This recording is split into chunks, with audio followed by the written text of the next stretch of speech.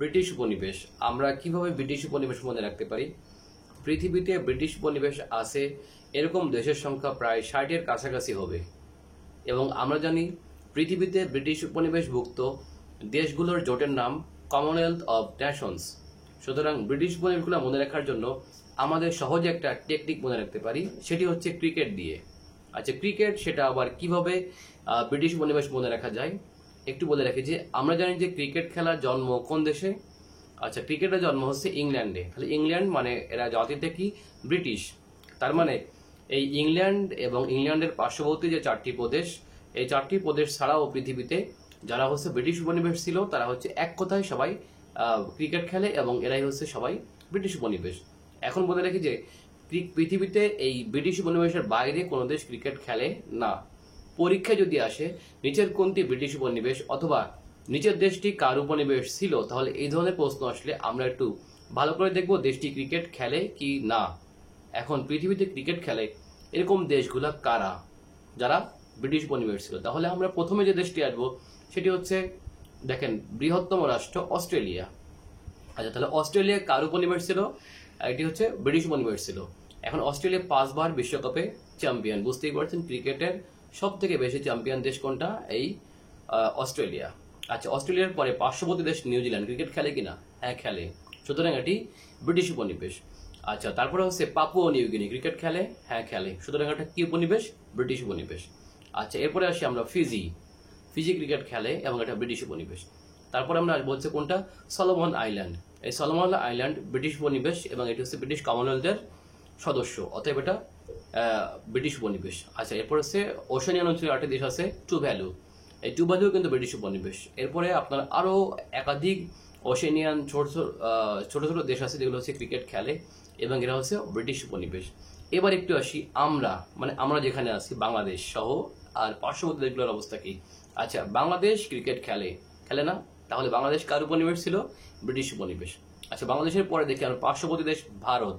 বুঝতেই পারছেন যে ক্রিকেট খেলার সব থেকে বেশি উন্মাদনা পৃথিবীতে যে দেশে সেটি হচ্ছে ভারত। এই ভারত আছে বলে ক্রিকেট এত জনপ্রিয় খেলা। সুতরাং ভারত একসময় ব্রিটিশ উপনিবেশ ছিল। আচ্ছা, ভারতের পরে হচ্ছে পাকিস্তান ব্রিটিশ উপনিবেশ এবং ক্রিকেট খেলে। এরপর দেখি দক্ষিণ দিকে ইন্ডিয়ার শ্রীলঙ্কা ক্রিকেট খেলে এবং এটি খুব ভালো খেলে।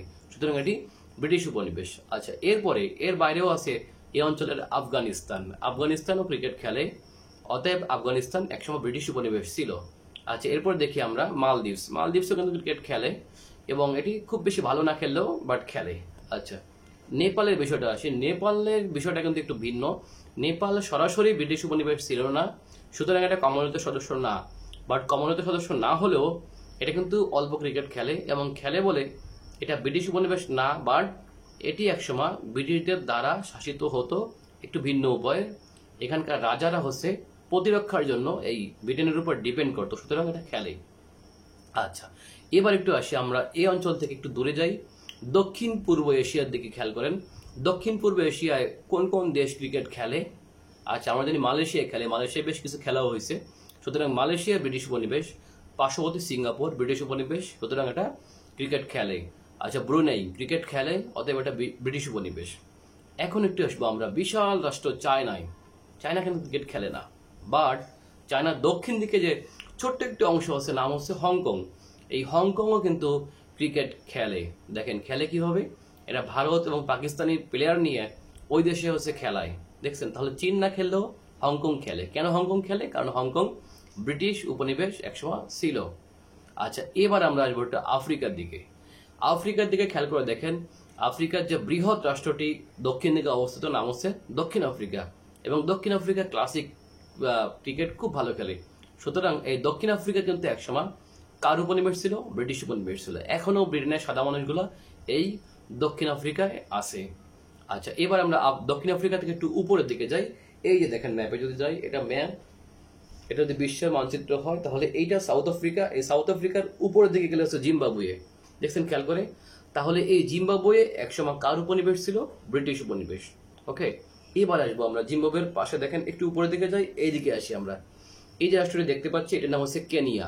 এই কেনিয়াও কিন্তু একসময় ব্রিটিশ উপনিবেশ ছিল এবং এই জিম্বাবুয়ে এবং কেনিয়া একসময় খুব ভালো ক্রিকেট খেলতো, বাট বর্তমানে এই দুটি ক্রিকেট খুবই বাজে খেলে, ইভেন বাংলাদেশের কাছেও হেরে যায়। ওকে, এবার একটু আসবো আমরা নাইজেরিয়া। নাইজেরিয়া কার উপনিবেশ, এটা কিন্তু পরীক্ষা আসছে। দেখেন এইদিকে, এই যে নাইজেরিয়া, দেখেন এটা নাইজেরিয়া। এই নাইজেরিয়া কিন্তু একসময় ব্রিটিশ উপনিবেশ ছিল এবং এটার কিন্তু একই সাথে কমনওয়েলথের সদস্য, আবার এটি কিন্তু ক্রিকেট খেলে। ওকে, নাইজেরিয়া গেল। আচ্ছা, এবার আমরা আসবো, দেখেন যে এইদিকে আসি আমরা, এইটা হচ্ছে আপনার এই যে অঞ্চলটাকে আমরা বাংলায় বলি ভারতীয় দ্বীপপুঞ্জ, ইংরেজিতে বলি হচ্ছে ওয়েস্ট ইন্ডিজ। এখন ওয়েস্ট ইন্ডিজ বলতে কিন্তু পৃথক কোনো দেশকে বোঝায় না, এটি হচ্ছে একাধিক দেশের সমষ্টি। অর্থাৎ আর কি ইউরোপিয়ান নাবিক অর্থাৎ কলম্বাস যখন ভুলক্রমে ভারতে আসলে যে তার জাহাজ যখন ভুলক্রমে আমেরিকার এই ভূখণ্ডে পৌঁছায়, তখন উনি মনে করছিল এটা ভারতের কোনো দ্বীপপুঞ্জ বলে এই অংশের নাম দেয় ভারতীয় দ্বীপপুঞ্জ অথবা ওয়েস্ট ইন্ডিজ। এখন ওয়েস্ট ইন্ডিজ ক্রিকেট খেলে, এটাকে আমরা উইন্ডিজ বা ওয়েস্ট ইন্ডিজ নামে চিনলেও এই নামে কিন্তু এই অঞ্চলে কোনো দেশ নাই। দেখেন, দেখতে পাচ্ছি আমরা এটা। আচ্ছা, এখন এই অঞ্চলের কারা কারা ব্রিটিশ উপনিবেশ ছিল? এখন ওয়েস্ট ইন্ডিজ ভুক্ত অনেকগুলো দেশ মিলে একসাথে ক্রিকেট খেলে। এরা হচ্ছে বিভিন্ন দেশ থেকে একজন দুজন করে প্লেয়ার নিয়ে খেলে। ওকে, এখন এই অঞ্চলের কোন কোন দেশ ক্রিকেট খেলে একটু আমরা দেখি। যেমন দেখেন জ্যামাইকা। আচ্ছা, তাহলে ওয়েস্ট ইন্ডিজের একটি অংশ হচ্ছে জ্যামাইকা, এটি একটি দেশ। আচ্ছা, দেখুন জ্যামাইকার একজন প্লেয়ারকে আমরা খুবই চিনি, যার নাম হচ্ছে ক্রিস গেইল। সুতরাং ক্রিস গেইল হচ্ছে জ্যামাইকার প্লেয়ার ছিলেন। আচ্ছা, এরপর একটু আসি আমরা ত্রিনিদাদ অ্যান্ড টোবাগো। এই ত্রিনিদাদ অ্যান্ড টোবাগোর প্লেয়ারের একজন বিখ্যাত ব্যক্তির নাম, যাকে বলা হয় ক্রিকেটের বরপুত্র, যার নাম হচ্ছে ব্রায়ান চার্লস লারা। তাহলে যে ব্রায়ান চার্লস লারা কিন্তু কোন দেশের প্লেয়ার ছিল? Trinidad and Tobago. ওকে, তাহলে এটিও ব্রিটিশ উপনিবেশ, এই দুটি পেলাম। আচ্ছা, এর বাইরেও এখানে আরো একাধিক দেশ আছে, যেমন হচ্ছে বেলিজ, বাহামাস, তারপর হচ্ছে আরো আছে আপনার কি বলবো যদি বলি Saint Vincent and Grenadines, Saint Kitts, Antigua and Bermuda, তারপরে আছে বাহামাস, বেলিজ, জ্যামাইকা। এরা সবাই হচ্ছে একসময় ব্রিটিশ উপনিবেশ। আচ্ছা, তাহলে এগুলো ক্রিকেট খেলে, তাহলে এগুলোকে আমরা একত্রে তাহলে কি বলি? উইন্ডিজ বা ওয়েস্ট ইন্ডিজ। এবার একটু আসি আমরা ইংল্যান্ডের পাশে। দেখেন ইংল্যান্ডের যে ভিতরেই আসি, দেখেন ইংল্যান্ডের যে চারটি অংশ, ইংল্যান্ড না ভুল বললাম, ব্রিটেনের যে প্রধান চারটি অংশ, একটা হচ্ছে ইংল্যান্ড, একটা হচ্ছে ওয়েলস, একটা হচ্ছে স্কটল্যান্ড, আর হচ্ছে উত্তর আয়ারল্যান্ড। এই যে চারটি রাজ্য, এরা কিন্তু পৃথক পৃথক ভাবে কি খেলে? ক্রিকেট খেলে। আচ্ছা, এরপর দেখেন এইদিকে আছে আয়ারল্যান্ড কিন্তু কখনো কখনো ব্রিটিশদের থেকে আলাদা হওয়া, অর্থাৎ এটা কখনো ব্রিটিশদের অধীনে ছিল একসময়, বর্তমানে এটি একটি স্বাধীন রাষ্ট্র। এরাও ক্রিকেট খেলে, তাহলে এরাও কি ব্রিটিশ উপনিবেশ। আর এদিকে আসলে স্পেনের দক্ষিণে, স্পেন খেলে না, বাট তার দক্ষিণ দিকে আছে জিব্রাল্টার। এই জিব্রাল্টার কিন্তু একটি ব্রিটিশ উপনিবেশ, এখন এটি ব্রিটিশ টেরিটরির অংশ। এটি হচ্ছে একটি স্বায়ত্তশাসিত অঞ্চল ব্রিটেনের, এটিও খেলে। তার মানে আমরা পৃথিবীতে যদি যারা ক্রিকেট খেলে, আমরা এই ক্রিকেট দিয়ে মনে রাখতে পারি তারা ব্রিটিশ উপনিবেশ কি না। অর্থাৎ ব্রিটিশদের খেলা ক্রিকেট, এই খেলা পৃথিবীতে যারা খেলে এরাই হচ্ছে ব্রিটিশ উপনিবেশ, সোজা। তাহলে পরীক্ষা আসলে আপনি চোখ বুঝে দেখবেন দেশটি ক্রিকেট খেলে কিনা, একবার মনে করতে পারলে এটি কার উপনিবেশ? ব্রিটিশ উপনিবেশ।